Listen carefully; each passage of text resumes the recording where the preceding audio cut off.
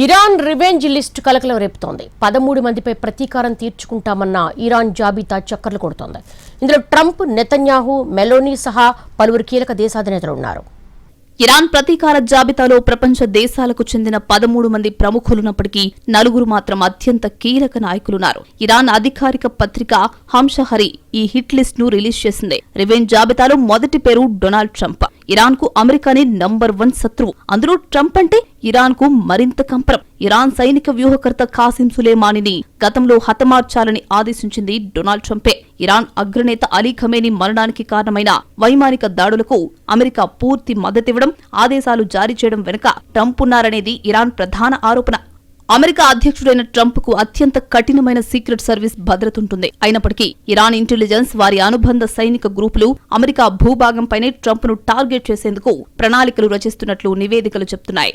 Iran కు second enemy Israel ప్రధాని Benjamin Netanyahu Iran భూభాగంలోకి చొచ్చుకెళ్లి క్షిపణి దాడులు చేయాలన్నా, టెహ్రాన్లో ఉన్న ఇరాన్ కీలక నేతలను మొసాద్ సాయంతో హతమార్చాలన్న ఆపరేషన్లను నేరుగా లీడ్ చేసింది నెతన్యాహుయే. ఇరాన్ ఉనికిని, వారి అణ్వాయుధ సామర్థ్యాన్ని దెబ్బతీయడమే లక్ష్యంగా నెతన్యాహు ఇజ్రాయెల్ సైన్యానికి పూర్తి స్వేచ్ఛనిచ్చారు. ఖమేనీ మరణానికి ప్రతీకారంగా ఇరాన్ తన సుదూర శ్రేణి బాలిస్టిక్ క్షిపణులను, ఆత్మాహుతి డ్రోన్లను నేరుగా ఇజ్రాయెల్లోని నెతన్యాహు నివాసం, కార్యాలయాలపైకి ప్రయోగించే అవకాశం ఉంది. కానీ నెతన్యాహు భద్రత కనీవిని ఎరుగని స్థాయిలో ఉంటుంది.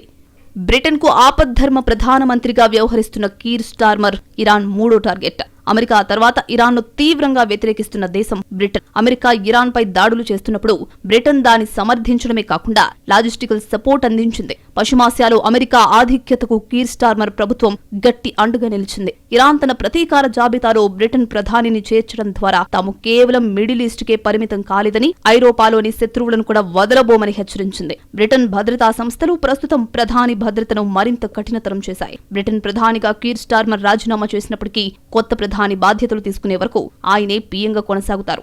ఇరాన్ ప్రతీకార జాబితాలో ఇటలీ ప్రధాని జార్జియా మెలోనీ పేరుండడం అంతర్జాతీయంగా పెద్ద చర్చకు దారితీసింది. ఇరాన్ పై అమెరికా యుద్ధ విమానాలు దాడులు చేస్తున్న సమయంలో ఆ విమానాలు తమ గగనతలాన్ని వాడుకోవడానికి ఇటలీ అనుమతినిచ్చింది. శత్రువుకు దారిచ్చిన వారు కూడా శత్రువులే అనే సూత్రంతో ఇరాన్ ఆమెను టార్గెట్ చేసింది.